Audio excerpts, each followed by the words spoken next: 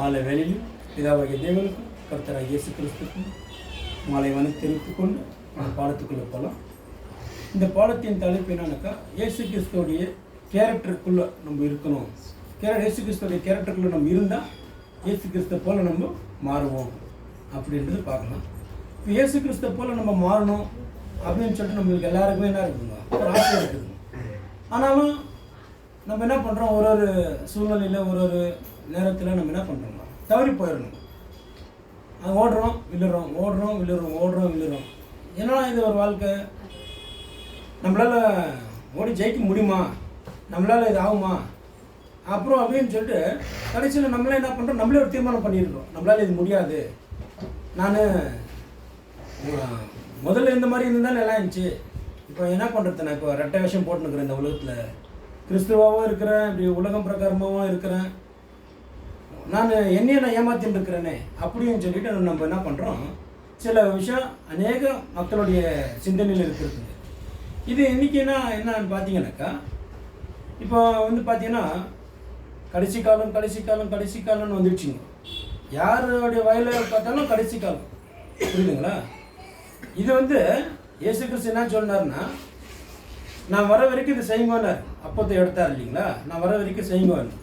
அப்போஸ்தலர்கள்லாம் வாழ்ந்த நாட்களில் என்ன நினச்சாங்கனாக்கா, நாளைக்கு வந்துடுவார் இயேசு, நாளைக்கு வந்துடுவார், இன்னும் ஒரு வாரத்துக்குள்ளே வந்துடுவார் அப்படின்ற நினைப்பிலேயே என்ன பண்ணாங்க, அவங்க வாழ்க்கையை முடிச்சுட்டாங்க. ஆனால் அவங்களுக்கு தெரியாது 2000 வருஷத்துக்கு அப்புறம் இயேசு வராருன்றது அப்போ அவங்களுக்கு அப்போஸ்தலர்களுக்கு தெரியாது.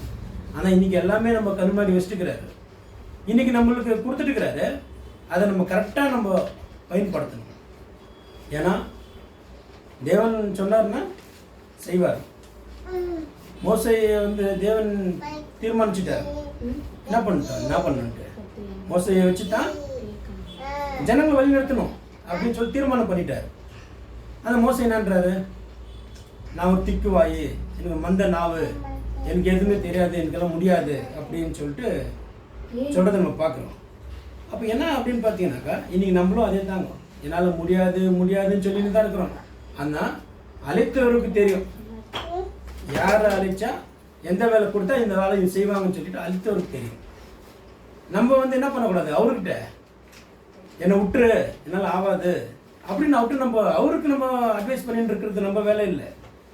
என்னன்னாக்கா, இதை வந்து பார்த்தீங்கன்னா இந்த மிலிட்ரியில் போலீஸ்லலாம் பெரிய பெரிய அதிகாரிகள் என்ன பண்ணுவாங்க, நான் சொன்னால் நீ செய்யணும், அவ்வளோதான், நான் உனக்கு போட்டுக்கிறது ஆர்டர், என்கிட்ட வந்து ஆர்குமெண்ட் பண்ணிட்டு இருக்காது அப்படின்ற மாதிரி பேசுவாங்க பாசுங்க ஓனர்கள். ஏன் அப்படின்னு பார்த்தீங்கன்னாக்கா, அவன் பெரியவங்க சொன்னால் நம்ம செஞ்சுட்டு போயிடணும், அவ்வளோதான். வேறு நம்ம வந்து அங்கே பேசுறதுக்கு வழி இல்லை. தேவனுக்கு தெரியாதா நம்ம யாருன்னுட்டு, நம்ம மந்தனாவுன்றது தேவனுக்கு தெரியாதா, இல்லை நம்மளுடைய பலம் தேவனுக்கு தெரியாதா, நம்ம பலவீனம் தேவனுக்கு தெரியாதா? எல்லாமே தெரியும் தேவனுக்கு. ஆனால் என்ன பண்ணியிருக்கிறாருங்க, நம்மளை அழைச்சிருக்கிறார். நீ இருக்கிற இடத்துல நான் என்ன பண்ணுறேன், உன்னை ஒரு பெரிய ஜாதியாக ஆக்க போகிறேன்னு சொல்லியிருக்கிறார். சொன்னாருங்களா இல்லையா? இவருக்கு சொன்னார், அப்ரகாமுக்கு சொல்கிறாரு, நான் உன்னை என்ன பண்ணுறேன், பெரிய சங்கதியாக உண்டாக்குறேன்றாரு. அப்புறம் யோபுக்கு சொல்கிறாரு, நான் உன்னை தூக்குறேன்றாரு. புரியுதுங்களா? பாவத்தில் அவர் விழுந்து போகாத வரைக்கும் அவர் என்ன பண்ணார், அவருடைய விசுவாசத்தை காத்து கொண்டார் யோபு. இன்றைக்கி நம்மளோடய அதே மாதிரி தாங்க, பிரச்சனை வரும், உபத்திரம் வரும், கஷ்டம் வரும். கூட இருக்கிறவங்களே என்ன சொல்லிடுவாங்க, கடவுள்னு சொல்லிட்டு போனே, உனக்கு என்ன லாஸ்ட் நிலைமை பார்த்தியா, தூஷிச்சுட்டு செத்துடுன்றாங்க. சாவு போகிறோம் தெரியும், அப்புறம் எதுக்கு நம்ம தூஷிச்சு சாகணும்?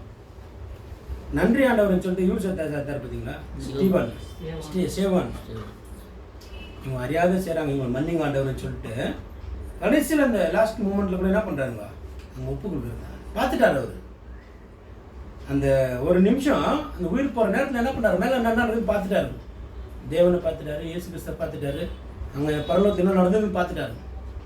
இன்றைக்கி நம்மளும் அதே மாதிரி ஓடணுங்க. ஆனால் நம்மளுடைய வாழ்க்கையில் விழுவோம், மறுபடியும் எழுந்திரிக்கணும். ஏன்னா நம்மளை என்ன பண்ணுறாருங்க, ஒரு பண்படுத்துகிறார். புரியுதுங்களா? ஒரு வசனத்தில் அது வந்து என்ன பண்ணுறாருன்னா, தேவன் அங்கே பேசுகிறாரு. ஆனால் இன்றைக்கி வந்து என்ன பண்ணுறாருன்னா, நம்மளுக்கே பேர் சொல்லியே சொல்கிறாரு. எரேமியா 4ஆம் அதிகாரம் 1ஆவது வசனம் படிங்க. இஸ்ரவேலே, நீ திரும்புகிறதற்கு மனதாய் இருந்தால் என்னிடத்தில் திரும்பு என்று கர்த்தர் சொல்கிறார். இங்க என்ன சொல்றாரு பாத்தீங்களா? நீ திரும்புகிறதற்கு அப்படின்னா என்ன திரும்புறதுக்கு?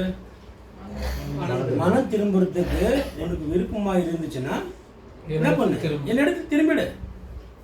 இன்னைக்கு நாளைக்கு நாளான்னைக்குன்னு சொல்லிட்டு என்ன பண்ணாத, நாட்களை தள்ளி போவாத. ஏன்னா காலம் சமயமா இருக்குதுங்க.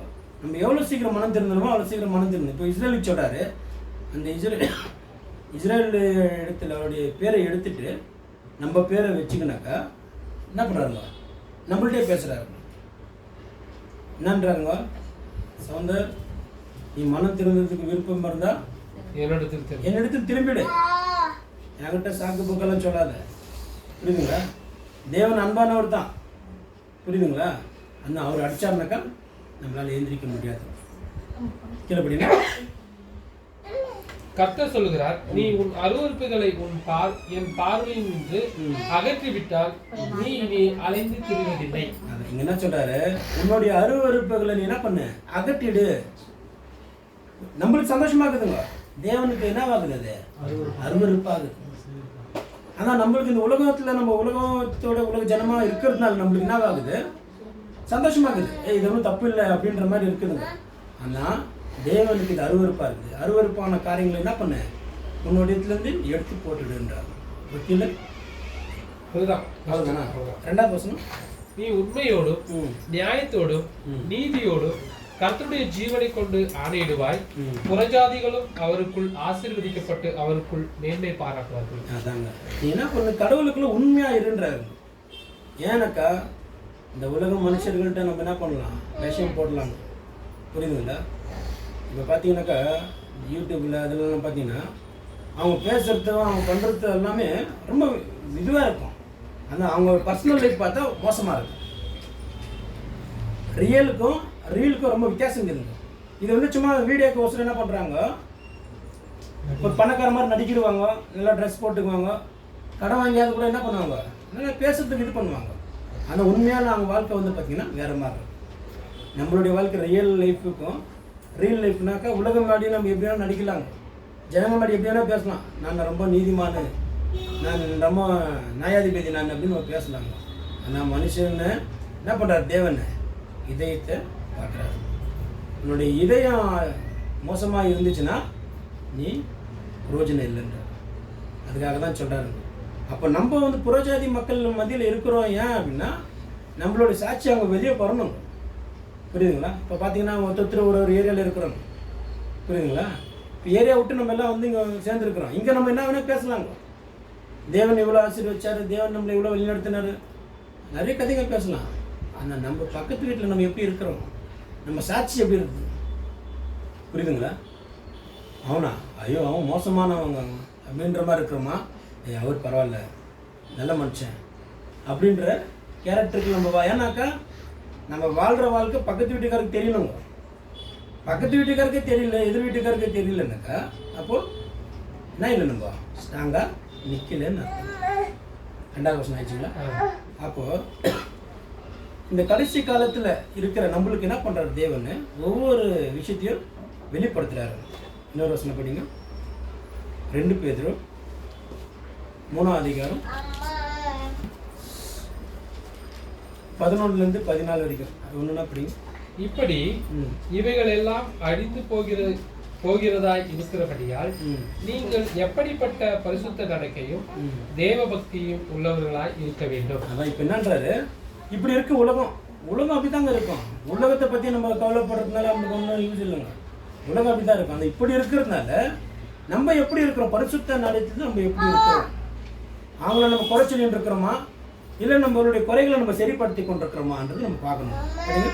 தேவனுடைய நாள் சீக்கிரமாய் வரும்படிக்கு மிகுந்த ஆவலுடைய காத்திருங்கள். அதான் இங்க என்ன சொல்றாரு? தேவனுடைய நாள் வருதுன்னு நம்மளுக்கு எல்லாம் தெரியுங்க. என்ன பண்ணணும்? நம்ம மிகுந்த ஆவலோட காத்துருக்கணும். எப்பப்பா வருது? ஏன்னா இது வந்து என்ன ஆல்ரெடி சொல்லிட்டு இருக்கிறாரு. தேவன் இல்லை ஒரு மனவானன் மனவாட்டிக்குன்னு சொல்லிட்டு ஒப்பிட்டு இருக்கிறாரு. அப்போ அந்த கல்யாண பொண்ணு வந்து நிச்சயதார்த்தம் பண்ணிட்டு போன நாள்லேருந்து எப்போ கல்யாணம் நடக்கும், எப்போ வருவாங்க அப்படின்ற அந்த ஏக்கத்தோடு காத்துட்டு இருக்கோம். அந்த மாதிரி ஒரு ஏக்கத்தோடு நம்ம என்ன பண்ணணும்? அந்த நாளுக்காக காத்து கொண்டிருக்கணும். அப்போ காத்து கொண்டிருக்கணும்னாக்கா சும்மா வெயிட் பண்ணாக்கா போதுங்களா? அதுக்கேற்ற மாதிரி நம்ம என்ன பண்ணணும்? நடக்கணும், நம்மளுடைய மாற்றிக்கணும், நம்ம சீரை மாற்றிக்கணும், பேச்சு மாற்றிக்கணும், இதெல்லாம் இருக்குங்க இல்லை. அந்த நாளில் வானங்கள் வெந்து அழிந்து பூதங்கள் எழுந்து உருகி போகும். அவருடைய வாக்குத்தத்தத்தின்படியே நீதி வாசமாய் இருக்கும். புதிய வானங்களும் புதிய பூமியும் உண்டாகும் என்று காத்திருக்கிறது. அதாங்க இப்போ பார்த்தீங்கன்னாக்கா புதிய வானம் புதிய பூமியில் வருதுன்னு பார்த்தீங்களா. புதிய வானம் புதிய பூமினா இந்த உலகத்தில் அப்படியே பார்த்தீங்கன்னாக்கா ஆதாமியாவல் காலத்துலேருந்து இன்னைக்கு வரைக்கும் அதே வானம் அதே பூமி தான் நம்ம பார்த்துன்னு இருக்கிறோங்க. ஆனால் காலம் மாறிச்சு பார்த்தீங்களா. ஆதாம்லேருந்து நோவா வரைக்கும் ஒரு காலம் மாறுது. அப்படி நோவாலேருந்து இயேசு கிறிஸ்து வரைக்கும் என்ன ஆகுதுங்க, ஒரு காலம் மாறுது. இயேசு கிறிஸ்துலேருந்து இன்னைக்கு நம்மலேருந்து அப்படின்னா ஆகுதுங்க ஒரு காலம் போகுது. மறுபடியும் இயேசு கிறிஸ்து 2ஆம் வரைக்கும் வரும்போது ஒரு காலம் மாறுது. அப்போ இதெல்லாமே என்னன்னாக்கா வானம் பூமி அப்படி தான் இருக்குங்க, புதுசாக மாறுது. நம்மளுடைய பார்வை புதுசாக இருக்கும். புரியுதுங்களா? ஏன் அப்படின்னு பார்த்தீங்கன்னாக்கா கடைசி காலத்தில் இதெல்லாமே நடக்குங்க. அந்த இதெல்லாம் மலைகளெல்லாம் வெந்து போகுன்றாங்க, அப்போது கொலை நோய்கள் வரும்ன்றாங்க. இதெல்லாம் நடக்குதுன்னாக்கா நம்ம என்ன பண்ணணும், ஆயத்தமாகணும். புரியுதுங்களா? கீழே படிங்க. ஆகையால் பிரியமானவர்களே, இவைகளை வர காத்திருக்கிற நீங்கள் கரையற்றவர்களும் பிழை இல்லாதவர்களுமாய் சமாதானத்தோடு அவர் சந்நிதியில் காணப்படும்படி ஜாக்கிரதையா இருக்கணும், கரை இல்லாத இருக்கணும். புரியுதுங்களா? இப்போ ஒரு வெள்ளை கலர் துணி போடணும்னாக்கா ஏதாவது ஒரு இங்கோ இல்லை ஒரு ரெட் கலர் பெண்ணு இது இருந்துச்சுன்னா அந்த கரை என்ன ஆகும், க்ளீனாக தெரியும். புரியுதுங்களா? கருப்பு கலர் துணியில் கருப்பு போட்டால் தெரியாதுங்க.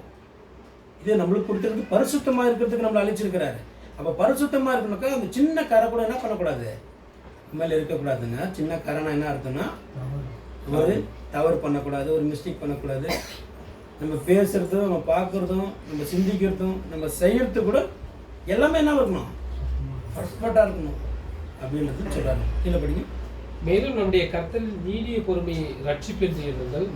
நமக்கு பிரியமான சகோதரனாகிய பவுலும் தனக்கு அருளப்பட்ட நாணத்தினாலே இப்படியே உங்களுக்கு எழுதியிருக்கிறார். அதாங்க என்னன்னாக்கா பொறுமையாக இருக்கணும். நம்ம யார்கிட்ட பேசணும்னு அந்த பொறுமையை கற்றுக்கணும்.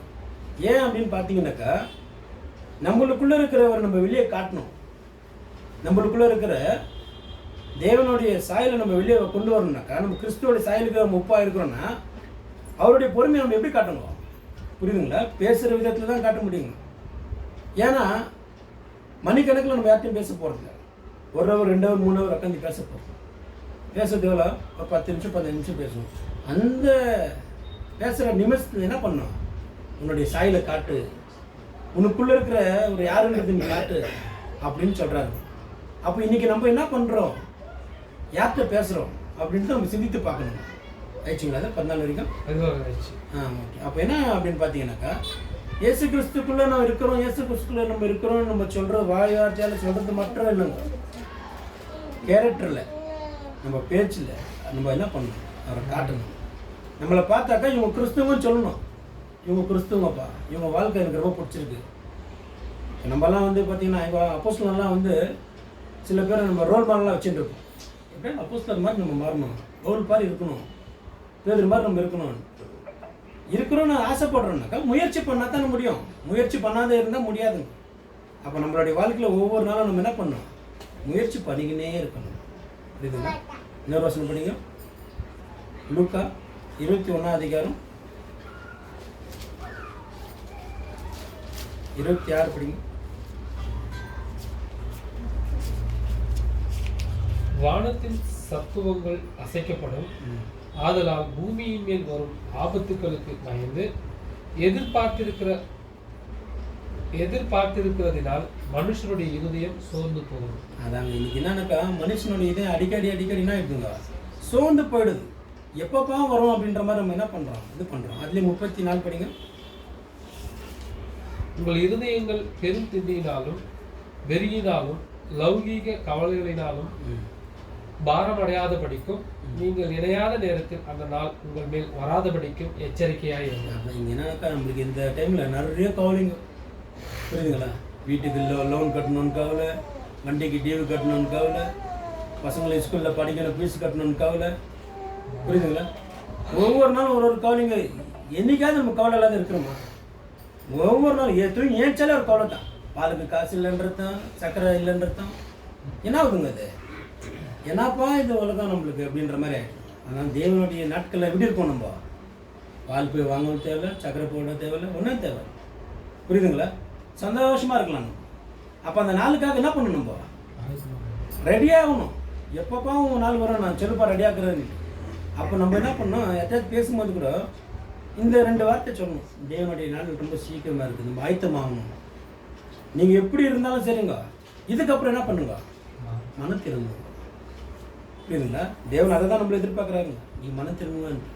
நம்ம நினைச்சுக்கிறோம் அவர் லேட் பண்ணுறாருன்னு. லேட் பண்ணிடலங்க. நம்ம எல்லாரும் வரணும்னு ஆசைப்படுறாருங்க. ஒருவனும் கெட்டு போகிறது என்னுடைய பிதாவுடைய சித்தம் இல்லைன்னு சொல்கிறாரு இல்லைங்களா? புரியுதுங்களா? நம்மளுடைய மிஸ்டேக் நம்மள்ட்ட இருக்குதுங்க. நம்ம கெட்டு போயிடக்கூடாது, அந்த இதில் போயிடக்கூடாதுன்றதுக்கோசரம் நம்மளை என்ன பண்ணுறாருங்க? கொஞ்சம் வெயிட் பண்ணி நம்ம ரெடி பண்ணுகிறாரு. இன்னொரு வசனம் படிங்க. ரோமர் 13 அதிகாரம்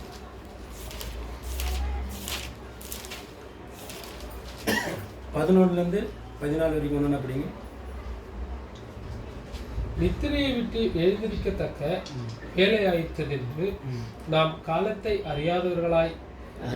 அறிந்தவர்களாய் இப்படி நடக்க வேண்டும்.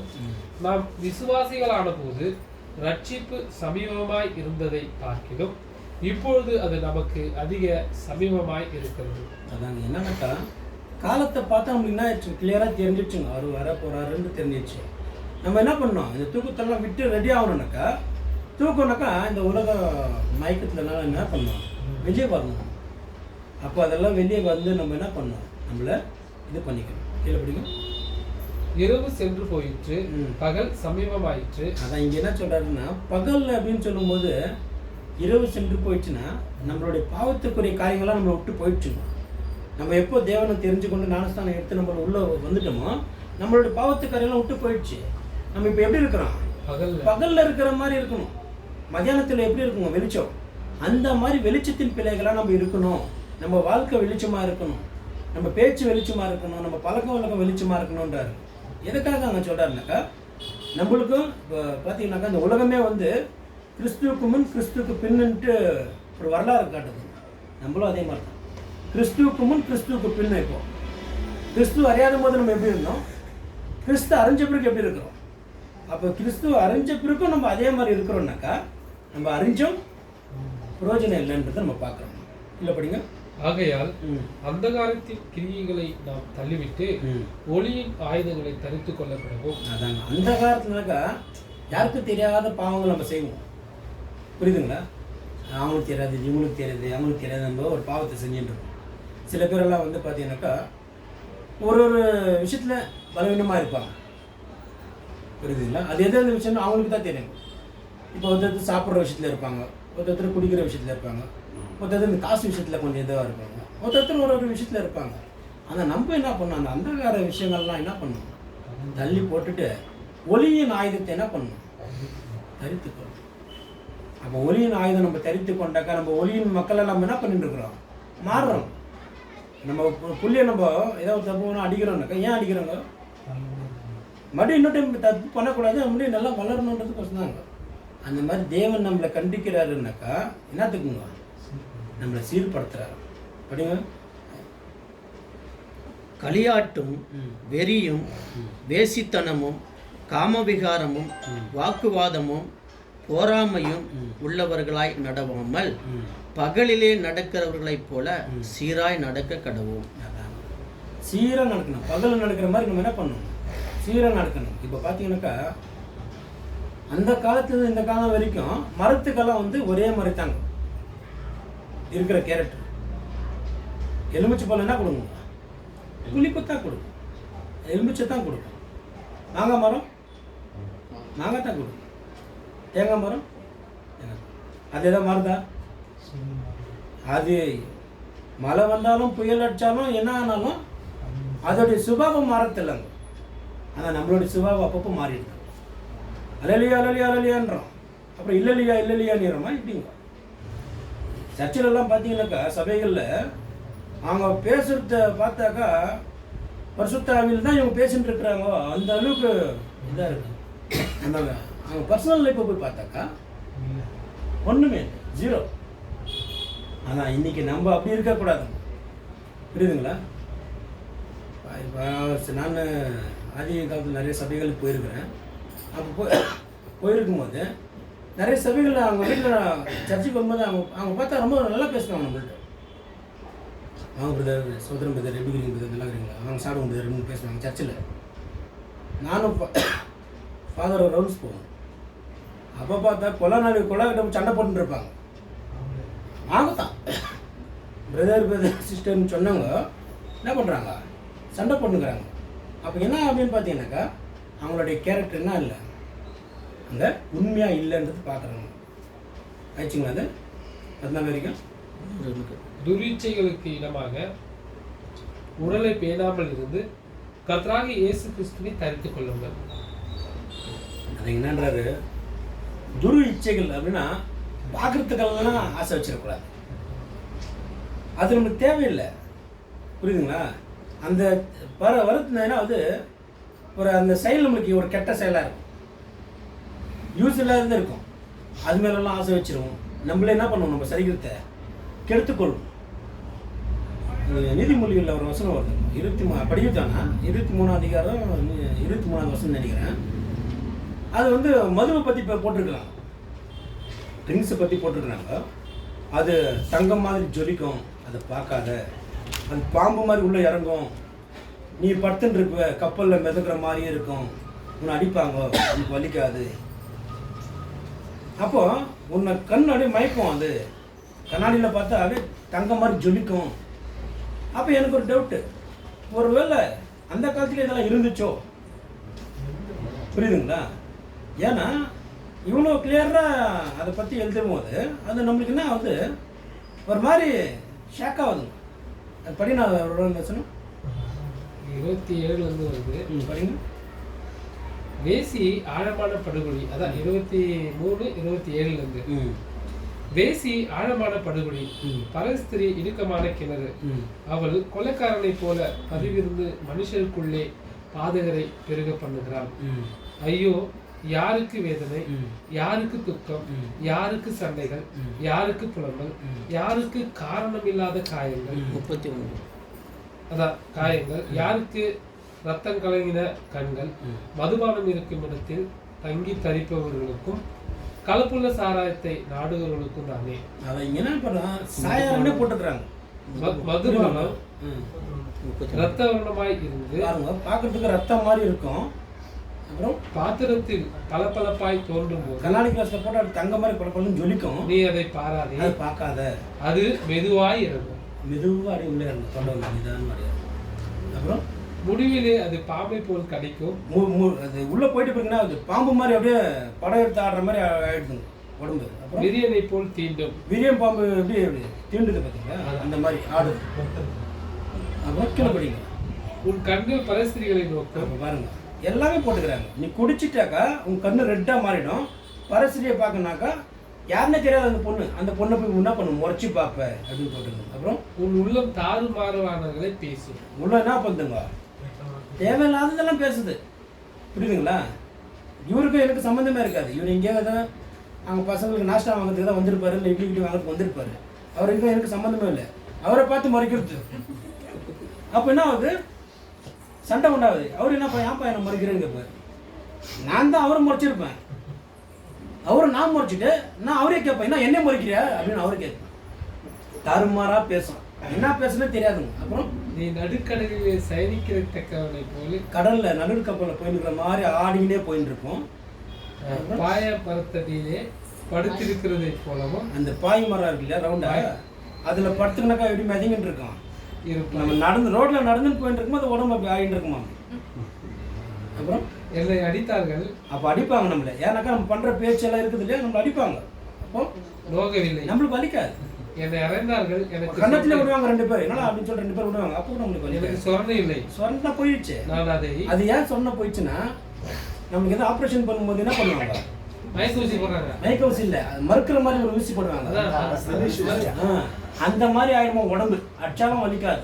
அப்புறம் அதான் என்னை அறைந்தார்கள், எனக்கு சொன்ன இல்லை, நான் அதை பின்னும் தொடர்ந்து தேட எப்பொழுது விழிப்பேன் என்பாய். அதாங்க நம்மளுடைய வாழ்க்கை அப்படிதாங்க, புரியுதுங்களா? எல்லாமே போட்டுக்கிறாரு பாரு தேவனுங்க. என்னன்னா எல்லாம் தேவனுக்கு எவ்வளோ ஞானம் இருக்குன்னு புரிஞ்சுக்கணும். நான் நடந்த சம்பவத்தை போட்டுக்கிறாரு. இருக்குதுங்க நடந்த சம்பவம் நடந்துக்கிறதுங்க. இப்போ இன்னைக்கு நம்ம என்ன பண்ணிருக்கிறோம்னு பார்த்தீங்கன்னாக்கா, சில பேரெல்லாம் வந்து ஒருத்தர் ஒரு விஷயத்தில் என்ன ஆகிடுவாங்க, அடிமை ஆகிடுவாங்க. புரியுதுங்களா? அதுலேருந்து வெளியே வரணும். தாறுமாறது பேசக்கூடாது. இந்த உலக காரியங்களை நம்ம என்ன பண்ணக்கூடாது, யோசிக்கக்கூடாது, பார்க்கக்கூடாது, செய்யக்கூடாது. அவர் தேவன் வந்து சிம்பிளாக தான் சொல்லுவாருங்க, போவாத, பார்க்காத, செய்யாத. புரியுதுங்களா? பார்த்தா என்ன ஆகும் அப்படின்னு அந்த அம்மா என்ன பண்ணுறாங்க, திரும்பி பார்க்குறாங்க. சட்டையரில் திரும்பி பார்க்காத ஓடுன்றாங்கல்ல, ஓடிடணும். திரும்பி பார்த்தனால என்ன ஆயிடுச்சு, உப்புக்கெல்லாம் மாறிட்டான். புரியுதுங்களா? தேவன் சொல்கிற விஷயத்தை நம்ம கொஞ்சம் காது கொடுத்து கேட்டாலே போதுங்க. அபிரகாம்கிட்ட சொல்கிறாருங்க, பாரு உனக்கு எவ்வளோ தூரம் பார்க்குறாட்டல் வந்து சொந்தம் பார்க்குற சொல்ல பார்க்குறாரு. புரியுதுங்களா? கேட்டால் தானே கிடைச்சிச்சா?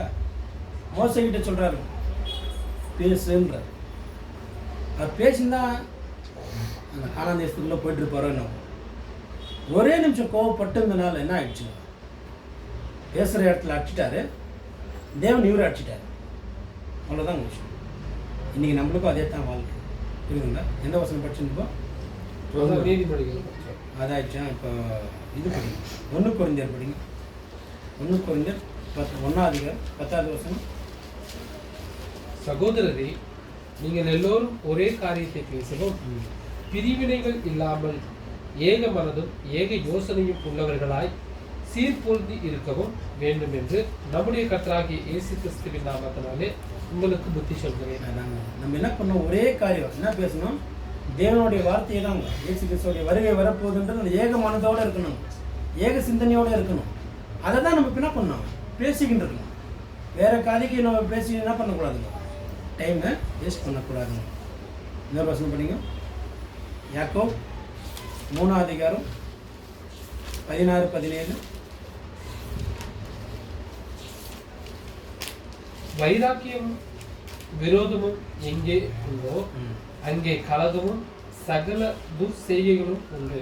இது என்ன அப்படின்னு பார்த்தீங்கன்னாக்கா, இது நம்மளுக்கு தான் சொல்கிறாங்க. ஏன்னா ஒரு காலத்தில் வைராக்கியமாக இருந்தோம், ஒரு விஷயத்தில் வைராக்கியமாக இருக்கும். துர்செய்தி அப்படின்னா தேவையில்லாத பேச்சுங்க பேசிகிட்டு இருக்கணும். அது என்ன பண்ண சொல்கிறாரு, இதை எடுத்து போட்டுடுன்ற. இதெல்லாம் என்ன பண்ணக்கூடாது, கிறிஸ்துக்குள்ளே வந்துட்டு எப்படி இருக்கு, இந்த உலகம் பிரகாரமான பேச்சுங்க, மற்றவங்களை குறை சொல்கிறதோ இது பண்ணுறதோ, அவங்களுடைய விசுவாசத்தை விட்டு இழந்து போகிற அளவுக்கு நம்ம என்ன பண்ணக்கூடாதுங்க, நம்ம இருக்கக்கூடாது. நம்மளுடைய பேச்சு நம்ம இது எப்படி இருக்குன்னா, விழுந்து போயிருக்கிறவங்களை என்ன பண்ணணும், ஏஞ்சி வர அளவுக்கு என்ன பண்ணணும், நம்ம பேசணும். ஆயிடுச்சா 17 பாருங்க. தளத்திலிருந்து வருகிற ஞானமும் முதலாவது சுத்தமுள்ளதாயும், அதான் தேவனிட்டிருந்து வரத்து நானும் எப்படி இருக்குன்னா, முதலாவது என்ன ஆகுது, சுத்தமாக இருக்குது, நம்மளை சுத்தப்படுத்துதுங்க. நம்ம சுத்தமாக இருக்கிறோமா? புரியுதுங்களா? ஒவ்வொரு நாளும் நம்ம சுத்தப்படுத்திக்கணுன்னே இருக்கிறாரு. அப்புறம் பின்பு சமாதானமும் சுத்தம் ஆகிட்டு எப்படி நம்ம என்ன ஆகிடுது, நம்மளுக்குள்ள சமாதானம் வந்துடுது. நம்ம கோவப்பட மாட்டோம், கத்த மாட்டோம், என்ன பண்ணுறோம், சமாதானமாக அப்படியே அமைதியாக இருக்கும். சாந்தமும் இரக்கம் உள்ளதாகவும் இரக்கத்தாலும் நற்கனிகளாலும் நிறந்ததாயும் பச்சைபாதம் இல்லாததாயும் இரக்கம் நம்மளுக்குள்ள வந்துச்சுனாக்கா நற்கனிகள் வந்துடுது நம்மளுக்குள்ள. நிச்சயமா என்னுடைய வாழ்க்கையில் நான் நினைச்சு பார்த்தாக்கா நானா அப்படின்ற மாதிரி இருக்குதுங்க. ஏன்னா நான் ஒரு மாதிரி ஆப்போசிட்டான ஆள்.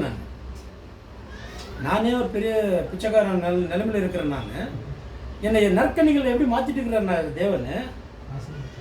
தேவன் ஆசீர்வதிச்சுக்கிறாருங்க, கையை ஆசீர்வதிச்சுக்கிறாருங்க. போகிற இடத்துல என்ன பண்ணுவாங்க, பசி ஆச்சுனாக்கா யாராவது வந்து கேட்டால் ஒரு 50 ரூபா கொடுத்துருவோம், அப்போ இருக்க நாஷ்டம் சாப்பிடுவோம்.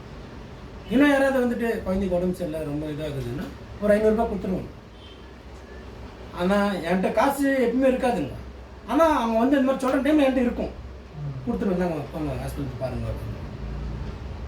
இப்போ ஒருத்தர் ரொம்ப முடியாத இருப்பாங்க, கொஞ்சம் மூச்சு ஜாஸ்தி ஆயிடுச்சு, ஹாஸ்பிட்டலுக்கு போகணும், ஒரு 500 ரூபா ஹாஸ்பிட்டலுக்கு ஆகும், மாத்திரை ஒரு 200 ரூபா ஆகும். ஜோபில் பார்க்கும் 1000 ரூபாய் நான் எடுத்து கொடுத்துரு, நான் எடுத்து போங்க ஹாஸ்பிட்டல் போய் பாருங்க. அப்புறமேட்டு யோசிக்குவேன், நான் கொடுத்தேன், நான் அந்த மாதிரி ஆள் இல்லையே. புரியுதுங்களா? அந்த தேவன் என்ன பண்ணிட்டு இருக்கிறாருன்னு அந்த நற்கனிகள் எனக்குள்ளே வச்சுக்கிறாரு. இப்போ நான் ஏதாவது ரோட்டில் போனாக்கா என்னை பார்த்தாக்கா சோத்திரம் ஐயான்றாங்க, சோத்திர சாமின்றாங்க. புரியுதுங்களா? நான் ஒன்றுமே பண்ணல, அவருடைய ஆவியை நம்மளுக்குள்ளே கொடுத்துருக்குறாரு. நம்ம என்ன பண்ணுறோம், அந்த டைமில் அவங்களுக்கு ஹெல்ப் பண்ணுறோம். நம்மளுடைய சரீரத்தில் தேவனுடைய சாயல் என்ன பண்ணுறாங்க அவங்க பார்க்குறாங்க. புரியுதுங்களா? இது நம்மளுடைய பெருமைக்கு இல்லைங்க. இது என்னன்னா எல்லாரும் நம்ம அப்படி தான் இருக்கிறோம். நம்ம எல்லாரும் அப்படி தான் இருக்கிறோம். தேவன் நம்மளை என்ன பண்ணுறாரு, ஒவ்வொரு நாளும் ஒருத்தர் என்ன பண்ணுறாரு, மாற்றுறாரு. அப்போ நான் யோசனை பண்ணுவேன், தேவன் ஏதோ பெரிய காரியம் வச்சுக்கிறாரு. நம்ம வந்து சும்மா அவர்கிட்ட வந்து ஆவாது ஆவாது ஆவாது என்ன பண்ணக்கூடாது, சொல்லக்கூடாது. அழைத்தவர் அவருக்கு தெரியாதா? உன் தாயின் கர்ப்பத்தில் இருக்கும்போது நான் என்ன பண்ணேன், அவனை பேர் சொல்லி அழிச்சிட்டேன். எனக்கு தெரியாதா நீ யார் எவருன்னுட்டு? உன்கிட்ட சின்ன சின்ன மிஸ்டேக் இருக்குது, எனக்கு தெரியும். அதை எப்படி ஒன்று நான் சீர்படுத்துறதுன்னு எனக்கு தெரியும். நீ சண்டை வாயுங்கன்னு நான் சொல்றது மட்டும் செஞ்சு பண்ணிடுறேன். புரியுதுங்களா? அப்போ என்ன பண்ணணும்னாக்கா நம்மளுடைய வாழ்க்கையில் வெளுவோம், ஓடிட்டு இருப்போம். ஏன்னா உலகத்தில் வாழ்றதுனா உலக பிரச்சனைகள் இருக்கும், ஓடணும், குடும்பத்தை பார்க்கணும். நம்மளை மட்டும் செப்பரேட்டாக கூப்பிடலையே, குடும்பத்தை சேர்த்தானே குடும்பம்னு சொல்கிறாரு. அப்போ குடும்பத்தை பார்க்கணும், வீட்டில் இருக்கிற பிரச்சனைகளை பார்க்கணும். இதெல்லாம் தாண்டி தான் நம்ம என்ன பண்ண முடியும், அங்கே நிற்க முடியும். எதுவுமே இல்லாத சும்மா வானாக்கா வந்துட முடியாது. நம்ம அப்போஸ்தலர் பவுல் நம்ம புரியுதுங்களா? அப்படியே அப்போஸ்தலர் பவுல் மட்டும் தான் கல்யாணம் ஆகாத கிடையாது. மீதி இருக்கிற அப்போஸ்தலர் எல்லாம் கல்யாணம் ஆகிட்டு தானே இருக்கிறாங்க. அவங்க குடும்பத்தோட தானே ஓடுறாங்க. குடும்பத்துக்கு என்ன தேவையோ அதை செஞ்சுட்டு தான் நாங்கள் இது பண்ணுறோம். புரிஞ்சுங்களா? ஆனால் என்ன எனக்கு நம்மளுக்கு இன்றைக்கி கொடுத்துருக்குற வாழ்க்கை என்னன்னா, ஓடணும். நீ வீழு ஓடு, வீழு ஓடு. நான்லாம் வந்து ஒரு 8 வயசு என்ன இருக்குன்னு நினைக்கிறேன். 8 வயசு 9 வயசு இருக்கும். எங்கள் அப்பா சைக்கிள் ஓட்ட கற்றுக் கொடுத்தாரு. இந்த டபுள் ரோடெல்லாம் கற்றுக் கொடுத்தாரு. ஒரே ரோடு 1 கிலோமீட்டர் இருக்கும். பேசிக்கினே பிடிச்சிக்கினே வந்தாருங்க. பெரிய சைக்கிள் தான், கொஞ்சம் இந்த அட்லாஸ் சைக்கிளுக்கு அந்த சைக்கிள் தான். பிடிச்சினே பேசிக்கினே உடனே நானும் அப்படியே வச்சுக்கினே போயிருக்கிறேன். அப்புறம் கொஞ்சம் தூரம் பார்த்தா பேச்சும் இல்லை, மூச்சும் இல்லை. எங்கப்பான்னு சொல்லி திரும்பி பார்த்தா அவருக்குறாரு 1/2 கிலோமீட்டர் தூரத்தில். புரியுதுங்களா? நான் எங்கேயா போய் விழுந்துடணும்னு சொல்கிறாரு விட்டார் எங்கப்பா. நான் கற்றுக்கணும். புரியுதுங்களா? நான் வீழ்ந்தாலும் நான் ஏஞ்சி ஓடணும். இப்போ எங்கள் அப்பா பிள்ளாடி இருக்கிற தைரியத்தில் நான் என்ன பண்ணிட்டேன், போயிட்டேன். அங்கே கோயில் இருக்கு, அந்த கோயில்கிட்ட நின்றுக்கிறார் அவர். அதனால ஒரு பிரிட்ஜ் இருக்குது, அங்கே போயிட்டுக்கிறேன். நான் இன்னும் பேசலையேன்னு சொல்லிட்டு அப்படியே போயிட்டு திரும்பி பார்த்து ஆளுக்காங்க. புரியுதுங்களா? அதே மாதிரி தான் தேவன் நம்மளை வந்து சில நேரத்தில் என்ன பண்ணுறாரு, நம்ம கிட்டே பிடிக்கணுங்க. சோதனை வருதுன்றதுக்கோசரம் போய் விழுந்துருது இல்லைங்க. விழுந்தாலும் என்ன பண்ண, ஏஞ்சி ஓடு, உன்னை சீர்படுத்திக்கோ.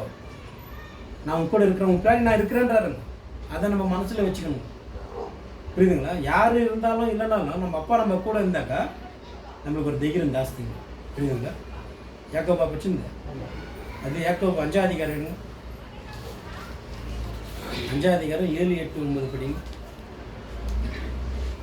இப்படி இருக்க சகோதரமே, கர்த்தர் வருமானமும் நீடிய பொறுமையாயிருங்கள்.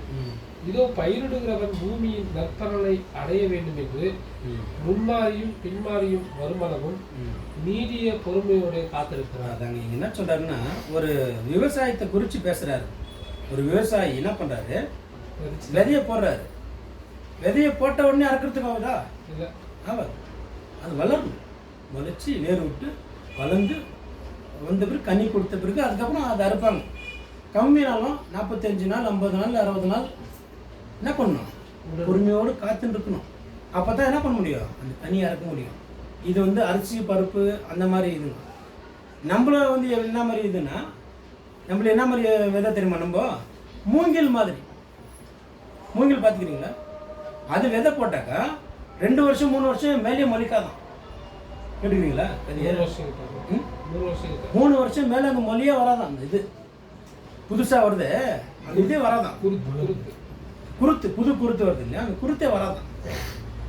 அப்போ இந்த 3 வருஷமா என்ன ஆயின்னு இருக்குது, அது செத்துச்சா உள்ள போய் நிற்குது வேறு.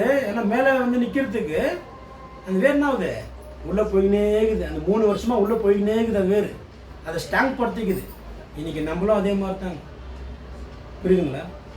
என்னப்பா இன்னும் பிரகாசிக்கல நான் விழுந்தே போயிடறேன், நான் விசுவாசத்தில் இல்லை அப்படின்னு சொல்லி நினச்சிருந்தா, ஃபஸ்ட்டு உள்ளே நீ ஸ்ட்ராங் ஆகு.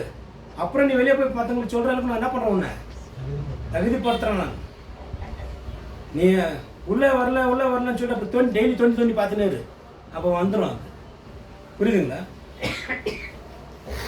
புரிஞ்சா? இதெல்லாம் வந்து 40 நாள்லேயே இதெல்லாம் வெளியே வந்துடும், கனி கொடுத்துற அளவுக்கு வந்துடும். இந்த நெல், சோளம் இதெல்லாம் நம்மள மாதிரி விதை எப்படி மாதிரினா மூங்கிலில் இருக்கிற மாதிரி விதை. அதான் மத்திய 13 போட்டுருக்குறாங்க பார்த்தீங்களா, நெல்லை விதையாக இருக்கணும். 30-60 கனி கொடுக்கணுன்னாக்கா, இப்போ அத்தனை கனி வரணுன்னாக்கா நம்ம என்ன பண்ணணுங்க, நெல்ல நிலத்துல வந்து ஸ்ட்ராங்காக விடணும். நம்ம இருக்கிற ஏரியா தாங்க நம்மளுக்கு நிலம், அந்த இடத்துல நம்ம என்ன பண்ணோம், ஸ்ட்ராங்காக வந்து நம்ம சாட்சி கொடுக்கணுங்க மற்றவங்களுக்கு. புரியுதுங்களா? ஐயோ எனக்கு கொண்டாந்து இந்த போட்ட இடத்துல போட்ட இடத்துல நீ உங்கள் காடு உங்களுக்கு கொடுத்துருக்கிற பலன் நீ கொடு, கனி கொடு. புரியுதுங்களா? அப்போ என்னன்னாக்கா அந்த 3 வருஷம் ஆயிட்ட பிறகு அது முளைச்சி மேலே வந்துச்சுனாக்கா 30 வருஷம் 40 வருஷம் ஆனாலும் அது என்ன ஆகாதுங்க, வியாது. எவ்வளோ காற்றடிக்கும், ஸ்ட்ராங்காக அப்படியே நிற்கும். நம்மளும் அந்த மாதிரி விசுவாசத்தில் நிற்கணுன்னாக்கா முதல்ல நம்மளுடைய விசுவாசத்தை ஸ்ட்ராங் பண்ணணும். நம்ம குடும்பத்தில் நம்ம என்ன பண்ணணும், ஸ்ட்ராங்காக நிற்கணும். அப்புறம் தான் நம்ம மற்றதெல்லாம் வெளியே போயிட்டு என்ன பண்ண முடியும், பேச முடியும், சொல்ல முடியும். உள்ளே ஸ்ட்ராங்காக இல்லைனாக்கா என்ன ஆகிடுங்க, யாராவது வந்து ஒரு மிரட்டினாக்கா என்ன ஆகிடுவோம், விழுந்து போயிடுவோம். ஏன்னா இந்த வசனம் எல்லாமே சாத்தானுக்கும் தெரியுங்க. புரியுதுங்களா? நம்ம எதில் பலவீனமாக இருக்கிறோம், எங்கே பலமாக இருக்குன்னு எல்லாமே தெரியுங்க. இன்னொரு வசனம் படிங்க, ஆயிடுச்சுங்களா? அது 9 வரைக்கும். நீங்கள் அதான் 8 நீங்களும் நீடிய பொறுமையோடு இருந்து உங்கள் இருதயங்களை ஸ்திரப்படுத்துங்கள், கர்த்தரின் வருகை சமீபமாய் இருக்கிறது. சகோதரரே, நீங்கள் நியாயத்தீர்ப்புக்கு தீர்ப்புக்கு அகப்படாதபடிக்கா தீர்க்கப்படாதபடிக்கு ஒருவருக்கொருவர் விரோதமாய் முறையிடாதிருங்கள். இதோ நியாயாதிபதி வாசப்படியில் இருக்கிறார். தேவன் வந்து இப்போ எங்கே நிற்கிறாருனாக்கா நம்மளுக்கு வாசப்படியில் வந்து நிற்க வச்சிட்டார். தூரமாக இருந்துச்சு, அங்கே இருந்துச்சு, சமயமாக இருந்துச்சு, அதெல்லாம் இல்லை. வாசப்படியில் வந்துட்டு நிற்கிறாருங்க ஆண்டவரை இயேசு கிறிஸ்து. இப்போ நம்ம எப்படி இருக்கணும், கதவு தட்டுறாங்க, கதவு திறந்தா எப்படி இருக்கணும். இப்போ நம்ம வீட்டிலேருந்து திறந்து எத்தனை நிமிஷம், 2 நிமிஷத்தில் நம்ம கதவு திறக்க போகிறோம், இல்லை 1 நிமிஷத்தில் திறக்க போகிறோம். அவ்வளோ பக்கத்தில் வந்துட்டு இருக்குதுங்க. நம்ம இதயத்தை என்ன பண்ணணும், நம்ம சுத்தப்படுத்திக்கின்னு கரெக்டாக இருக்கணும். அப்படிதான் பார்க்குறோங்க. இன்னொரு வசனம் படிங்க, பிலிப்பியர் 4:5.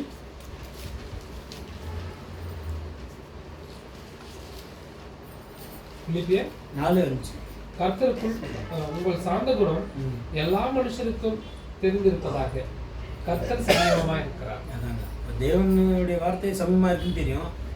நம்ம எப்படி இருக்கணும், எல்லா மனுஷருக்கும் முன்னாடி என்ன பண்ணணும், நம்ம சாந்தமாக இருக்கணும். புரியுதுங்களா? எங்கள் சின்ன பையன் பேர் வந்து சாந்தன், ஏரியாவில் கூப்பிடுறது. ஆனால் எப்படி தான் சாந்தன் கூப்பிட்றாங்கன்னு தெரியாது. அவன் பேர் எட்வர்ட் நிஷாந்தை வந்து ஷார்ட் பண்ணி சாந்தன் கூப்பிட்றாங்க. சாந்தன் பேர் வச்சுனா மட்டும் சாந்தமாயிட முடியுமா? புரிஞ்சுங்களா? அப்போ என்னன்னாக்கா நம்மளுடைய வாழ்க்கை எல்லா மனுஷன் மட்டும் சாந்தமாக இருக்கணும்னாக்கா ஒருத்தர்கிட்ட 2 பேர்கிட்ட இல்லையே, எல்லார்ட்டையும் கிறிஸ்துவோடைய குணத்தை காட்டணுன்னாக்கா நீ என்ன பண்ண, உன்னுடைய வாழ்க்கை முழுவதும் என்ன பண்ண, கிறிஸ்துவை போல நீ வாழு. இப்போ பார்த்தீங்கன்னாக்கா ஒரு 1/2 hour 1 hour மெசேஜ் கொடுப்பாங்க, தேவனை பற்றி பேசுவாங்க, இல்லை அதிகாலையில் ஜெபம் பண்ணுறாங்க. அது மட்டும் இல்லைங்க நம்ம இந்த வாழ்க்கை. காத்தாலேருந்து சாயங்காலம் வரைக்கும் என்ன பண்ணுங்க, அப்போ கிறிஸ்துவை நம்ம வெளியே காட்டணும், இந்த சரீரத்தில் காட்டணும். கிறிஸ்துவை, இயேசு கிறிஸ்துவோடைய சரீரத்தில் நம்ம இருக்கிறோன்றதை நம்ம என்ன பண்ணணும், நினச்சி நம்மளுடைய வாழ்க்கையில் நம்ம இயேசு கிறிஸ்து காட்டணும். இன்னொரு வசனம் படிங்க, 1 கொரிந்தியர் 10 12-13.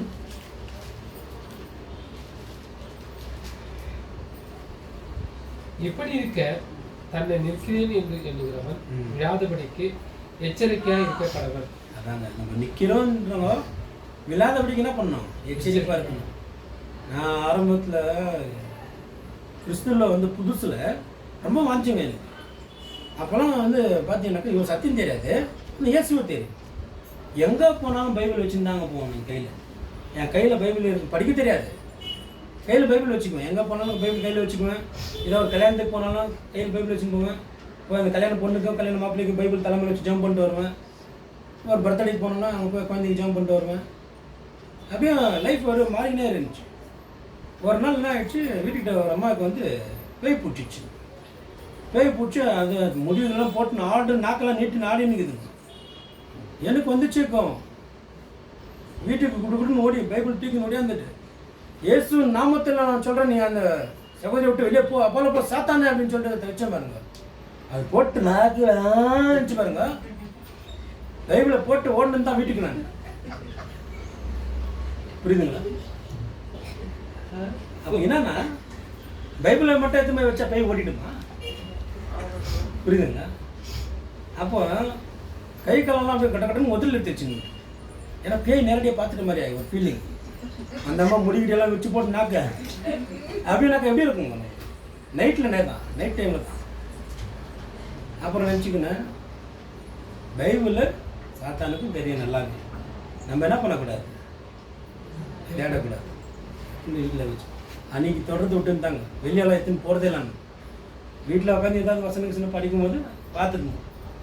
அப்போ என்ன அப்படின்னு பார்த்தீங்கன்னாக்கா, சாத்தானுக்கு நல்லா தெரியும் நம்ம யார், நம்மளுடைய பலவீனம் என்ன, நம்ம பலம் என்ன. புரிஞ்சுங்களா? பைபிள் எடுத்துகிட்டு உடனே நம்ம பரிசுத்தமான ஆகிடுமா? புரியுதுங்களா?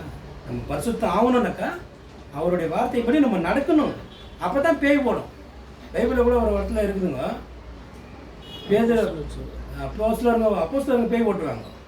இன்னொருத்தர் வந்து என்ன பண்ணுவார், அப்போஸ்தலர் சொன்ன அவருடைய அந்த இயேசு நாமத்தில் நான் என்ன பண்ணுறேன் பேய் ஓட்டுறேன், அந்த பேய் முறைச்சிப்பார். இயேசுவோடைய நாமத்தில் ஓட்டுறதுனால நான் பயப்படுறேன். ஏன்னா அவர் பெரியவர், இந்த உலகத்தை படைத்தவர், அவருக்கு நான் பயப்படுறேன். அப்போஸ்தலருங்க ஓட்டுறாங்கனாக்கா அப்போஸ்தலருடைய குரு அவருக்கு நான் பயப்படுறதுல ஒரு அர்த்தம் இருக்குது. நீ யாராமா சம்மந்தம் மேலே வந்து என்ன வந்து ஏன் ஓட்டுற நீ அப்படின்னு சொல்லி என்ன பண்ண அச்சு தொத்திருந்தேன். புரியுதுங்களா? அப்போ என்னன்னாக்கா இன்றைக்கி நம்மளுடைய வாழ்க்கையில் வந்து அவருடைய வார்த்தையை நம்ம பேசுறதுல மாத்திரம் இல்லை, அதன்படி நம்ம நடக்கணும். நடந்தால் தான் என்ன பண்ண முடியும், கிறிஸ்துவோடைய சாயலை நம்ம காட்ட முடியும். மனுஷனுக்கு நேரிடுகிற சோதனையே அல்லாமல் வேற சோதனை உங்களுக்கு நேரிடவில்லை. தேவன் உண்மையுள்ளவராய் இருக்கிறார். உங்கள் திராணிக்கு மேலாக நீங்கள் சோதிக்கப்படுகிறதற்கு அவர் இடம் கொடாமல் சோதனையை தாங்கத்தக்கதாக சோதனையோடு கூட அதற்கு தப்பித்துக் கொள்ளும்படியான போக்கையை உண்டாக்குகிறார். வழிகளே நம்ம என்ன பண்ணுறாருங்களா காட்டாரு. சோதனை வரும், பிரச்சனை வரும், வராது இருக்காதுங்க. எல்லா பிரச்சனையும் வரும். அதை நம்ம என்ன பண்ணோம், தாண்டி போகிறதுக்கான வழிகளும் தேவன் என்ன பண்ணுறாரு, உண்டாக்குறாரு. இன்னொரு பிரச்சனை நீங்கள் 2 பேர் 3ஆம் அதிகாரம் 9-12 வரைக்கும். தாமதிக்கிறார் என்று சிலர் எண்ணுகிறபடி கர்த்தர் தமது வாக்குத்தத்தத்தை குறித்து தாமதமாய் இராமல் ஒருவரும் கெட்டு போகாமல் எல்லோரும் மனம் திரும்ப வேண்டும் என்று விரும்பி நம்மேல் நீடிய பொறுமையுள்ளவராய் இருக்கிறார். அதாங்க என்ன பண்ணுறாரு, ஒருத்தரும் கெட்டு போகக்கூடாது, நீங்கள் எல்லாரும் வாங்க பரலோக ராஜ்யத்துக்குள்ள அப்படின்னு சொல்லிட்டு பொறுமையோடு காத்துட்டு இருக்கிறாரு. ஒரு தகப்பன் தாயும் ஒரு பிள்ளைக்காக என்ன பண்ணுறாங்க, காத்துட்டு இருக்கிறாங்க. பார்த்தீங்களா, 10 மாதம் காத்துட்டு இருக்கிறாங்க. எப்போ பிறக்கும் குழந்தை, எப்படி இருக்கும் குழந்தை அப்படின்னு சொல்லிட்டு ஒரு தாய் எவ்வளோ ஃபீல் பண்ணுறாங்களோ அதே மாதிரி ஒரு தகப்பனும் அந்த ஃபீலிங்கில் இருப்பாருங்க. தகப்பன் சொல்ல மாட்டாருங்க ஃபீலிங்ஸ் எல்லாம், தாய் தான் என்ன பண்ணுவாங்க அந்த ஃபீலிங்ஸை உணர்வாங்க. அந்த வலியும் வேதனையும் தாய்க்கு மட்டும் இல்லைங்க, தகப்பனுக்கு இருக்குது. அந்த மாதிரி நம்ம என்ன பண்ணோம், காத்துக்கிட்டு இருக்கணும்.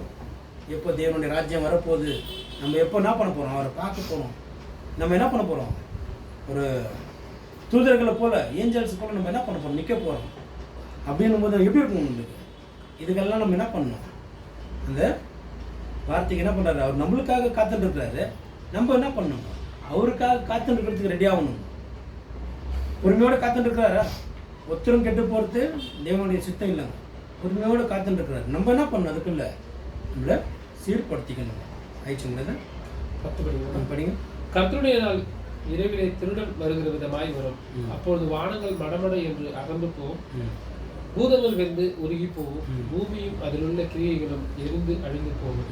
இப்படி இவைகளெல்லாம் அழிந்து போகிறதாய் இருக்கிறபடியால் நீங்கள் எப்படிப்பட்ட பரிசுத்த நடக்கையும் தேவபக்தியும் உள்ளவர்களாய் இருக்க வேண்டும். தேவனுடைய நாள் சீக்கிரமாய் வரும்படிக்கு மிகுந்த ஆவலோடு காத்திருங்கள். அந்த நாளில் வானங்கள் வெந்து அழிந்து பூதங்கள் எரிந்து உருகி போகும். அவருடைய நாள் ரொம்ப சீக்கிரமாக வரும். நீங்கள் என்ன பண்ணுங்க, காத்துன்றோம். இப்போ பார்த்தீங்கன்னா ஒரு 1ஆம் தேதியிலேருந்து 30ஆம் தேதி வரைக்கும் வேலை செஞ்சிருவோம். 30ஆம் தேதி தாண்டிட்ட பிறகு மறுபடியும் இன்னொரு 1ஆம் தேதியிலேருந்து ஒரு 10 நாள் காத்துட்டு இருக்கும். எதுக்காக, எப்படா சம்பளம் வரும். புரிஞ்சுங்களா? 10ஆம் தேதி தானே கொடுக்குறாங்க சம்பளம். 10 இல்லை 7 8 9 அப்படி தான் கொடுப்பாங்க. 7ஆம் தேதிக்கு மேலே கொடுப்பாங்க. 10ஆம் தேதிக்குள்ளே 1ஆம் தேதியிலேருந்து 10ஆம் தேதி வரைக்கும் 30ஆம் தேதிக்கு வேலை செஞ்சுட்டு அதுக்கப்புறம் என்ன பண்ணுவோம், அந்த 10 நாள் காத்துட்டுருப்போம். இப்போலாம் சம்பளம் வந்துச்சுன்னா என்ன பண்ணலாம், இந்த ப்ராப்ளம் இந்த சால்வ் பண்ணிடலாம், அது கொஞ்சம் சால்வ் பண்ணலாம், இது சால்வ் பண்ணிடலான்னு இருக்கும். ஏன் வேலை செஞ்சுக்கிறோம் நம்ம, சும்மா ரோட்டில் போகிற வந்து காத்துட்டு இருக்கிறதுக்காகுங்களா? புரியுதுங்களா? ஒரு ஆஃபீஸ்னால் அந்த ஆஃபீஸில் இருக்கிற வேலை செஞ்சால் மட்டும்தான் என்ன பண்ண முடியும், கூலி வாங்க முடியும், சம்பளத்தை வாங்க முடியும், காத்துட்டு இருக்க முடியும். இப்போ நான் காத்துனுக்கிறேன்னு சொல்லிட்டு ரோட்டில் போகிறோம், நானும் ஒரு 10 நாள் உங்க கூட வெயிட் பண்ணி காத்துக்கிட்டானாக்கா வாட்ச்மேன் வந்து குச்சியத்தை அச்சு தான் துரத்துவார். புரியுதுங்களா? சம்பளம் வர அன்றைக்கி சார் எனக்கு சார் சம்பளம்னாக்கா கொடுப்பாங்களா? அந்த மாதிரி என்னன்னாக்கா இன்றைக்கி தேவனுடைய ஓட்டத்தை நம்ம ஓடி முடித்து அதுக்காக காத்துன்னு இருந்தால் தான் நம்மளுக்கு என்ன கிடைக்கும், ஒரு சம்பளம் கிடைக்கும். செய்யாமல் இருந்தாக்கா கூலி கிடைக்காது. அதே மாதிரி தேவன்கிட்ட வந்து எல்லாரும் சரிசமாக தான் கூலி கொடுப்பாரு. அந்த மத்தியில் பார்க்குறோம் இல்லைங்களா, காத்தால வந்து இருக்கும், மதியானம் வந்து இருக்கும், சாயங்காலம் வந்து இருக்கும், எல்லாருக்கும் ஒரு தேவை இருக்குது. ஓ பார்த்தீங்கன்னா ஒரு கேஜி அரிசி வாங்கணும், நீங்கள் ஒரு கேஜி அரிசி வாங்குறீங்க, ஒரு 1/2 கேஜி சர்க்கரை வாங்குறீங்க, ஒரு 1/2 லிட்டர் பால் வாங்குறீங்க, இதுக்கு வந்து உங்களுக்கு 100 ரூபாய் தேவைப்படும். அதே பிரச்சனை எனக்கும் தான். நானும் அதே மாதிரி அரிசி வாங்கணும், பருப்பு வாங்கணும். யாரும் நம்மளை வந்து கூப்பிடல, வேலைக்கு கூப்பிடல. யாரோ ஒரு எஜமா வந்து நம்ம என்ன பண்ணார், ஏன்னா காத்தால 8 மணிக்கு கூட்டின்னு போயிட்டார். இவர் ஒரு 9 மணிக்கு கூப்பிட்டாரு, அவர் ஒரு 10 மணிக்கு கூப்பிட்டாரு, உங்களை ஒரு 12 மணிக்கு கூப்பிட்டாரு, இவரை வந்து 3 மணிக்கு கூப்பிட்டாரு. அந்த எல்லாருக்கும் அதே பிரச்சனை தான் இருக்குதுங்க. புரியுதுங்களா? எல்லாரோட தேவையை அவர் சந்திக்கிறாரு. எல்லாருக்கும் ஒரே மாதிரி தான் கொடுத்தாருங்க. பேமெண்ட் யாரும் என்ன பண்ணல, நம்மளும் மோசம் பண்ணல. கூப்பிட்டு இருந்தீங்கன்னா உங்களுக்கு 1000 ரூபாய் தரேன்னு சொல்லி கொடுத்தா உங்களுக்கு 1000 ரூபாய் கொடுத்தாச்சு. பக்கத்தில் இருக்கிறவங்களுக்கு நான் 500 ரூபாய் தான் கொடுக்கணுன்ட்டு நீ சொல்லக்கூடாது. புரியுதுங்களா? அவங்களுக்கு தேவை இருக்குது, அதுக்கு அவங்களுக்கு நான் 1000 ரூபாய் கொடுக்குறேன். அப்படி தான் தேவனுடைய கண்பாரிகள் நம்மளெல்லாம் என்ன பண்ணிருக்கிறாங்க, நீதிமானாக மாற்றிட்டாருங்க. எல்லாரும் என்ன பண்ணிருக்கிறோம், நீதிமானாக இருக்கிறோம். நம்ம எல்லாரோடைய தேவைகளை சந்திக்கிறாரு. நம்ம எல்லாருக்கும் என்ன கொடுத்துக்கிறாரு, இந்த ஓட்டத்தை கொடுத்துக்கிறாரு. எல்லாரும் ஓடி முடிக்கணும். அதில் ஒரு வசனத்தில் வருது, மற்றவங்களுடைய விசுவாசம் அவங்க கெட்டு போகாதபடிக்கு அவங்களுக்கு என்ன பண்ணுங்க, புத்தி சொல்லுங்க. காலம் சமயமாக இருக்குது, எவ்வளோ சீக்கிரம் ஆகுதோ அவ்வளோ சீக்கிரம் புத்தி சொல்லுங்க. ஏன்னா விழுந்து போயிடுவோம், நம்ம விசுவாசத்தை விட்டு விழுந்து போயிடுவோம். விழுந்து போகும்போது நம்மளை தூக்கிறதுக்கு யாரும் வரமாட்டாங்க. இப்போ தேவன் வந்து என்ன பண்ணுவார், நம்ம சகோதர சகோதரிகளுக்குள்ளே தான் என்ன பண்ணுவார், வச்சு நம்மளை பேசுவார். நீ பண்ணாத, நீ பண்ணி தப்பு, நீ பண்ணிடக்கூடாதுன்னுச்சு, ஆனால் நீ பண்ணிட்டேன், நெக்ஸ்ட் டைம் அதை பண்ணாத, என்ன பண்ண ஏச்சு ஓடு. புரியுதுங்களா? அவர் வந்து நமக்கு சொல்ல வேண்டிய அவசியம் இல்லையே. ஏன் சொல்கிறாரு, தேவனுடைய ஆவி அங்கே என்ன ஆகுது, பேசுது. நீ விழுந்து போயின்னுக்கிற, நீ பாவத்தில் போயின்னுக்கிற, நீ என்ன பண்ண, உன்னை சீர்படுத்திக்கோ அப்படின்னு. இப்போ தேவன் நினைச்சார், நான் அப்போஸ்தலர் பவுல் இடத்துல சொல்றாரு, நான் உங்கள்கிட்ட அன்பா வட்டா இல்லை வரும்போதே குச்சி எடுத்துன்னு வட்டான்னு கேட்குறாரு. புரியுதுங்களா? ஆனால் சில பிரதர்கள்லாம், நம்ம பிரதர்கள்லாம் வந்து எனக்கு தெரிஞ்ச வரைக்கும் ரொம்ப அன்பான பிரதர்கள் தான். இது வரைக்கும் யாரும் குச்சி கொண்டாந்து என்னை அடிச்சு நடுறான்னு சொல்லி என்ன யாரும் குச்சி சிந்தில்லை. எல்லாரும் அன்பாக சொல்லி என்ன பண்ணியிருக்கிறாங்க, என்ன சீர்படுத்தின்னு இருக்கிறாங்க. அதுக்காக தேவனுக்கு நன்றி சொல்கிறாங்க. இன்னொரு வசனம் படிங்க, 2 பேதுரு 3:14.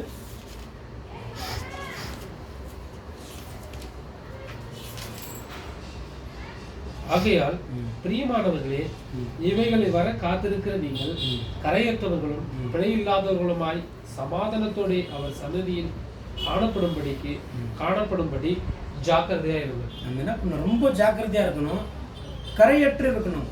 கரை இல்லாத அளவுக்கு நம்ம என்ன பண்ணணும்ல, பரிசுத்தமாக்கிக்கணும். பிள்ளைகள்லாம் பாவம் இல்லாத நம்மள சீர்படுத்திக்கணும்னு நிர்வசனம் பண்ணிங்க. எபிரேயர் 10:25. இது எல்லாம் சபை கூடுதல் பற்றி பேசுவாங்க. எல்லாரும் சபை கூடுதலை விட்டு போயிட்ட மாதிரி நீங்கள் என்ன பண்ணுங்க, போவாதே இருங்க அப்படின்ற மாதிரி ஒரு படிங்க. சபை கூடுதலை சிலர் விட்டு விடுகிறது போல நாமும் விட்டு விடாமல் ஒருவருக்கொருவர் விட்டு சொல்ல கடவோம். அதாங்க, இது என்ன தெரியுமா, ஒரே ஒரு வார்த்தை மிஸ்டேக் ஆச்சுனாலும் தப்பாயிடும். சபை கூடுதல் எல்லாரும் விட்டு விடுறத போல நீங்களும் விட்டு போயிடுங்க அப்படின்னு வரலங்க வார்த்தை. விட்டு விடாதபடிக்கு எச்சரிக்கையாக இருங்க, அப்படிதானே? சிலர் விட்டு விடுகிறது போல நீங்களும் விட்டு போயிடுங்கன்னு நம்மளுக்கு சொல்லலைங்க. நிறைய பேர் என்ன பண்ணுறாங்க, அப்படிதான் என்ன பண்ணுறாங்க, அவங்க போயிட்டாங்களே நாங்களும் போயிட்டோம் அப்படின்னாக்கா போய் என்ன யூஸு? நீ போய் ஏதாவது கற்றுக்குனியா? இத்தனை வருஷம் விட்டு சர்ச்சை விட்டு சில ஒரு சகோதரன் பார்த்தேன், கொஞ்ச நாள் விட்டுட்டு போயிட்டு இருந்தார். போயிட்டு ஒரு 5-6 வருஷம் ஆயிடுச்சு. அதுக்கப்புறம் வந்தார். அப்புறம் எப்படிங்கிற வெதர் அப்படின்னு பேசினிருந்தார். நான் சொன்னேன், நீ போனியே போய் என்ன கற்றுக்கணும் அதை சொல்லு. ஒன்றும் இல்லை. அப்புறம் எதுக்கு போனேன்? ஒன்று எல்லாம் தெரிஞ்சிச்சா? உன்னால் ஒரு சபையை உண்டாக்க முடியுமா? போய் உன் மூலியமாக ஒரு 100 பேர் உண்டாக்கி அப்புறம் கூட்டணும். 1000 வருஷத்தில் பார்த்துக்கலாம். நீயும் உண்டாகலை, உன் குடும்பத்தையும் நீ உண்டாகலை. அப்படி எதுக்கு நீ விட்டுப்போ? சபையை எதுக்கு விட்டுப்போ? உன்னை யார் உன்னை போக சொல்லியிருந்து? இல்லை அவர் அண்ணா தான் எது சொன்னேன். அவர் 1000 சொல்லுவாரியா? நீ ஏன் போகிற? போய் இந்த காரணத்தை சொல்லு. இல்லை அது இல்லை, வேறு தேவனுடைய வார்த்தையில் சாக்கு பக்கம்லாம் சொல்லாத. சபை கூட்டத்தில் விட்டு போகிற மாதிரி நீயும் விட்டு போயினால இப்போ எதுக்கு வந்துருக்குறேங்க அப்படின்னு. இல்லை நான் நெக்ஸ்ட் டைம் கண்டினியூவாக வந்துடுறேன், அதை ஃபாலோ விட்டு நெக்ஸ்ட் டைம் பண்ணலாம் போனீங்கன்னா குச்சியில் தான் அடிமைன்னு சொல்லிட்டு இருக்கிறேன். புரியுதுங்களா? அப்போ என்ன அப்படின்னா விட்டு போகிறதுக்கு காரணம் என்ன? இப்போது நம்ம ஒருத்தரை பற்றி குறை சொல்கிறோன்னா நம்மளால் ஒரு 10 பேரை வச்சு மெசேஜ் கொடுக்க முடியுமா? நம்ம தயார்படுத்த முடியுமா? ஒரு 100 பேரை என்ன பண்ண முடியும்? ஆயத்தப்படுத்த முடியுமா? அப்படின்னாக்கா நீ போ. ஒன்றும் இல்லாததுக்கு நீயும் போய் உன் விசுவாசமும் கெட்டு உனக்குள்ளே ஒரு 7 பிசாசு உள்ளே பூந்து அது என்ன ஆகுதுங்க? நான் இருந்த இடத்த விட்டுட்டு வந்தேன், அதுக்குள்ளே போய் தேடி திரும்பி பார்க்குறேன், மறுபடியும் 7 பொல்லாத பிசாசுங்களை உள்ள என்ன பண்ணுதுங்க? கொண்டாந்து இருக்கிறதும் நிலைமை மோசமாக்கிட்டு போயிடுதுங்க. அப்போ இன்றைக்கி என்னன்னாக்கா அநேக மக்கள் என்ன பண்ணுறாங்க? சபையை விட்டு போயிடுறாங்க. ஏன் போகிறோம்? எதுக்கு போகிறோம்? போகிறதுக்கு ஒரு காரணம் வேணும், சும்மா சின்ன காரணம். இது நிறைய அநேக குடும்பத்தில் கூட நடக்குதுங்க. குடும்பம் ஒன்றா இருக்கும்போது தெரியல, அது பிரிஞ்சு போயிட்டு பிறகு தான் அதோடைய வேதனைகள், கஷ்டங்கள், துக்கங்கள்லாம் தெரியும். என்ன அப்படின்னா அந்த புரிஞ்சுக்கிற தன்மை வரும். அந்த புரிஞ்சுக்கிற தன்மை வந்துச்சுனாக்கா குடும்பத்தை நம்ம எப்படி காப்பாற்றணுமோ அதே மாதிரி நம்மளுடைய வாழ்க்கையை நம்ம என்ன பண்ணலாம்? காப்பாற்றிக்கின்னு போயிடலாம். கடைசியாக ஒரு வசனம் படிங்க. 1 யோவான் 2:28.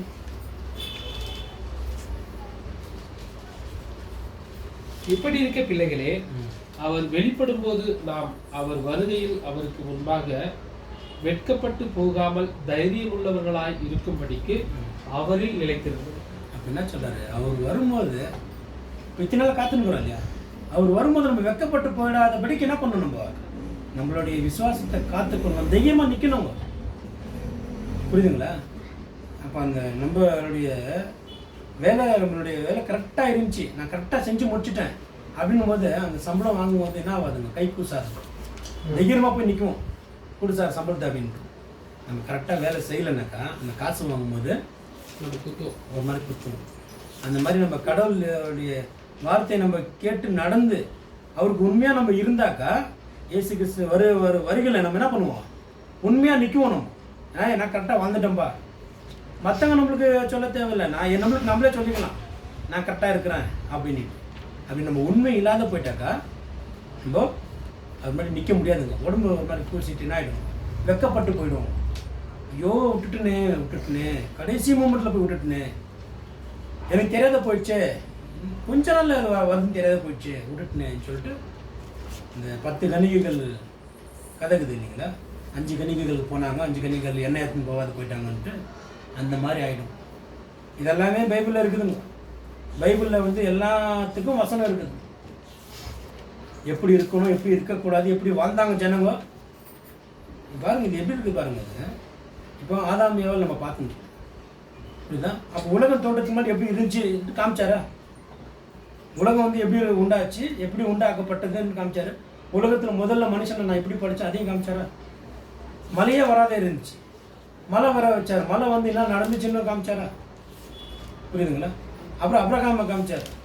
100 வயசு ஆகி என்ன ஆகுதுங்க? குழந்தை பிறக்குது. இதெல்லாம் நடக்குமா அப்படின்னு நம்ம யோசனை பண்ணலாம். நடந்துச்சே. ஒரு பெரிய செங்கல் 2ஆ பிரியுமா? பிரிஞ்சிச்சே. புரியுதுங்களா? எல்லாத்தையும் தேவன் காமிச்சிருக்கிறாரு. இப்போ நம்மளுக்கு என்ன காமிச்சிருக்கிறாருங்க? இது யாருக்கும் கிடைக்காத ஒரு கிஃப்ட்டுங்க. 1000 வருஷம் அரசாட்சி இப்படி இருக்குன்னு காமிச்சிருக்கிறாரு. அது பார்க்கவே முடியாது. நடந்தது ஓகே, இது வரைக்கும் இப்படி நடந்துச்சு, அது காமிச்சாரு. இப்போ நடந்துருக்கிறது காமிச்சாரு. நடக்க போகிறதுக்குள்ள காமிச்சிட்டு இருக்கிறாருனாக்கா நம்ம எவ்வளோ ஒரு அதிர்ஷ்டசாலிங்க. நம்ம 1000 வருஷம் அரசாட்சி இப்படி இருக்குதுங்க. இவங்களுக்கு சொன்னார்ல கானான் தேச ஜனங்களுக்கு தரேன்னு சொன்னார். கானான் தேசம் தரேன்னு சொன்னார். கானான் தேசம் எப்படி இருக்குதுன்னு பார்த்துட்டு வந்தாங்க. ஆனால் என்ன ஆயிடுச்சுங்க, போகல. இன்னைக்கு நம்மளுக்கும் அதே மாதிரி தான் பரலோகராட்சி இப்படி இருக்குதுன்னு சொல்லிட்டாருங்க. போகிறதும் போகாத இருக்கிறதும் நம்ம கையில் இருக்குங்களா. நம்ம அவருக்கு உண்மையாக வாழ்ந்தாக்கா நம்ம கண்டிப்பாக போகலாம். இல்லைனாக்கா நம்ம வாழ்க்கை முடிஞ்சிடுச்சு இருக்குங்களா. தேவன் தாமே இந்த வார்த்தைகளை ஆசீர்வதிப்பாராங்க. பொறுமையாக கேட்ட ஒவ்வொரு நன்றி.